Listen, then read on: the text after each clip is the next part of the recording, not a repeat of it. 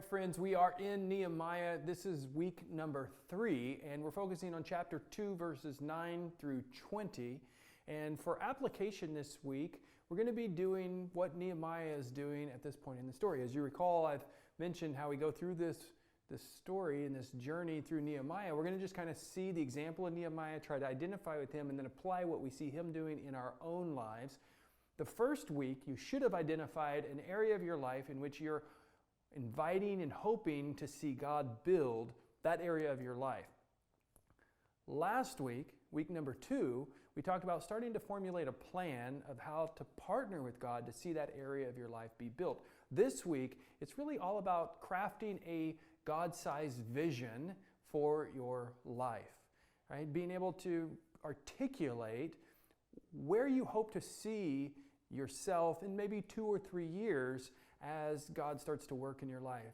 What does it mean to really align your thoughts, desires, your plans, your dreams, your hopes, your aspirations, ultimately your vision with God's vision for you?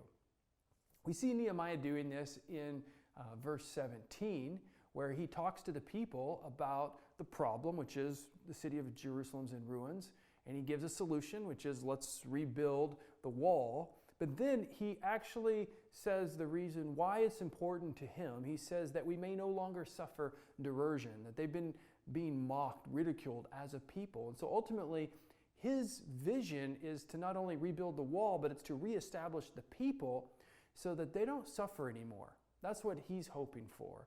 And he has a vision for them, but then he even has what I'm referring to as a big why it's important. And that is that the people would not only have their identity as the people of God, but they would be kind of reestablished in the region as a people of God. That's what he's wanting. That's what he's longing for.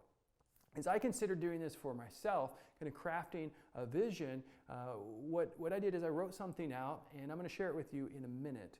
And so what I'm going to be asking you to do is to do something similar, to basically write out maybe a paragraph of where you hope to see your life in a year or 2 or 3 from now, where you envision being as God works in your life, and try to describe that as much as you're able, and then to identify a big why. Why is it important for you?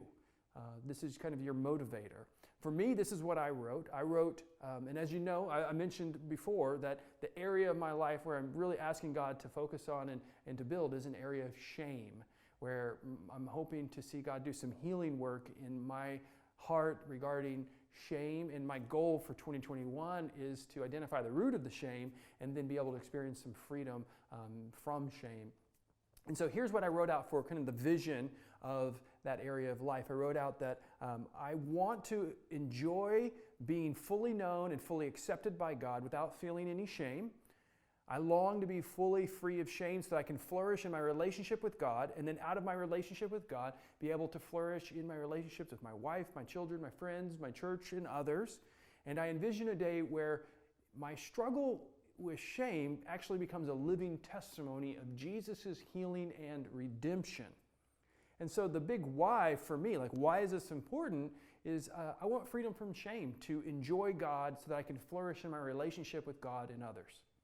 Right, so that's what it looks like for me as I've applied this in my life, and I'm just simply asking you to do the same. Would you write out, maybe a paragraph of what your vision is, the God-sized vision that God's placed on your heart, identify the big why, and then I would ask you to share it with someone, right? By writing it out, it makes it more real. By sharing it with someone, now all of a sudden you have someone to partner with as you go about building your life in the ways that God wants you to build.